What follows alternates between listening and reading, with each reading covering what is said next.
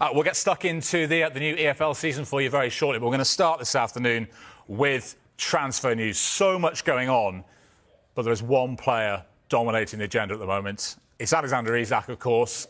Liverpool having that bid rejected yesterday, around £110 million. Will they come back with another offer? Isak not with the Newcastle squad in South Korea at the moment. He's been training on his own at his old club, Real Sociedad in Spain, but is due back at the club on Monday. Will we have movement by then? Let's see what the guests make of this. Lots of stories to come to, but I want to focus on Isak for now, Clinton. I mean, Liverpool have already spent the best part of £300 million this summer. If they get Isak as well, Sky Bet, by the way, have him odds on to move before the deadline. Does he guarantee them another league title? I thought before they got Isak, they were guaranteed another league title. I think the signings they've done have been very, very, very good. I think we saw the job Arne Slot done last season. It was a fantastic job. But I think getting Isak, that tips them. They're favourites anyway, but even more so, you might as well give them the trophy like that. That's my opinion. It might not be everyone's opinion. It's not going to be everyone's in the Premier League and the teams that are fighting for it. But I think Isak, he's the real deal, Jules. He's got all the ability. It won't take him time because he's played in the Premier League for many seasons and delivered. He had an outstanding season last season for Newcastle. Newcastle would be devastated if they lost a player of that calibre. But for me, he's the real deal. He's the complete centre-forward. He can do everything. I think he's one of the best around in the world. That's a great finish. He give the ball away. He scores all kinds of different goals. His movement's good. This is a header that comes to him at the back post. Really good finish. And I like him. I think Liverpool would be outstanding. It'll improve Liverpool. And he's an outstanding player, but Newcastle will miss him if the deal goes ahead. 27 goals in all competitions last season, Joby, including, of course, at Wembley against Liverpool in the Carabao Cup final. Newcastle value him at £150 million. The first bid was £110. £150 million. He's clearly very good. Is he worth that? Oh, well, to Newcastle clearly is, Jules. I mean, you look at the importance with those goals and probably without them, do they do what they did last year and get themselves into the Champions League? So they're in a really strong position, you know, in terms of the time he's got left on his contract. And, you know, he's as important to them as they say he is. And he's worth what they say he is because they're the ones with the power at the moment. So, listen, it's an awful lot of money, isn't it? £150 million. That would make him one of the most expensive players ever. But like Clinton said, for me, if you look in world football, is there a more complete number 9? And I think the way that Liverpool play as well, you know, we saw with Diaz having to drop in at times last year and being that link player as well, he can go in behind. I don't think they're quite going to get to 150, but clearly that's their starting point.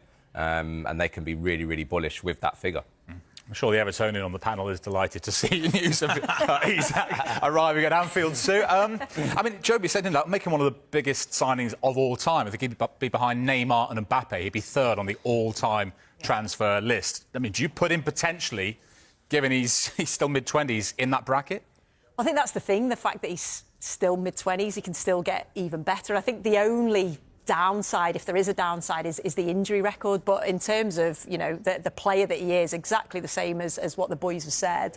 He is the complete forward, isn't he? He's got everything about him. Obviously, his goals, we saw some of them there. His link play, the way that he can dribble past players, his vision, his awareness. He can be that presence, if you like. So he does have everything. So you can understand why Newcastle and Eddie Howe is desperate to keep hold of him. Because I feel a bit sorry for Newcastle because there was such a feel-good factor, wasn't there, around the club last season in terms of they won the trophy, and you thought if they can keep hold of their key players, Isak being one of them, then they can build on that. What will their season look like? So the fact that they haven't probably got a lot of the players that they wanted to get, and then now they've obviously, you know, a potential of losing Isak, because ideally you think Eddie Howe would have wanted Isak and another striker because of Callum Wilson going. So I do feel for Newcastle fans, but yeah, if you're a Liverpool fan, you're just thinking, wow, I can't wait to watch my side next season if that happens. Yeah, I mean, clearly, you know, his head's been turned. The champions have come in for him, Jamie. You know, the rest of the Newcastle team are out in Asia. He's been training at his old club in Spain, reported an injury, so couldn't go on the tour. How do you assess the way he's handling all this? I think it's very hard, Jules, unless you're in his position. You know, I think it's very easy for the wider public and football fans to kind of criticise footballers. There's always the perception of there being an ideal way of leaving a football club, and it doesn't always pan out like that. And I think this is kind of a product of that. I think that he's probably not injured. As we know, it's probably a bit of a tactical one. I think my gauge on it is that I know 150 million is a lot of money, and I don't think it will quite get to that point. But I think Newcastle have set a bar of 150 million in the interim, knowing that they're not going to pay it, for them to try and source a couple of other decent strikers, and that's what it looks like is happening now. And I think if they can do that, I think they're going to probably meet somewhere in the middle with Liverpool, knowing that they've got a couple of people to come in. And I think there was talk of two, and I think Wissa might have been one as well. And if you get that, like Sue mentioned before, you did probably need two to compete. And I think at times Newcastle fell short when Isak was injured, that they didn't quite have that replacement. So for Newcastle fans, it might feel, you know, down in the dumps at the moment in terms of where the season might look. But you could spin it in a positive way and say you're going to get two players where we spoke about before, that if they can, I know then there might not be Isak, but together they could chip in and get to those kind of levels and keep them,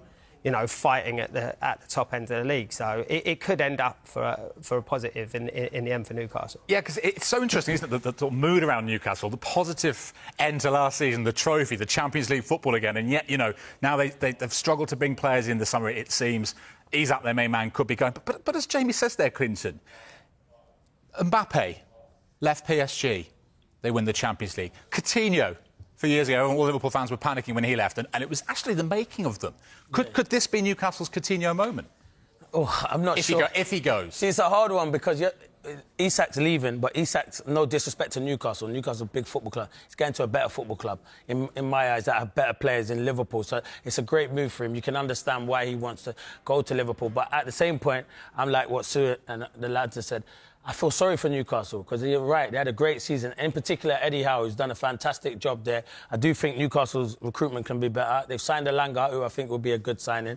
And obviously, we're hearing rumours they're interested in Sesko, who's a very good striker. Bid's gone in for him. Well, let me tell you, he's a good striker. But do we know if he can come to the Premier League and hit the ground running? That's what we're going to need to have a look at. But we see some of his goals. He can finish. He's got good, as I say, he scores all kinds of goals, but it's a different league to the Premier League. The Premier League's the best league, but he'd be a good signing.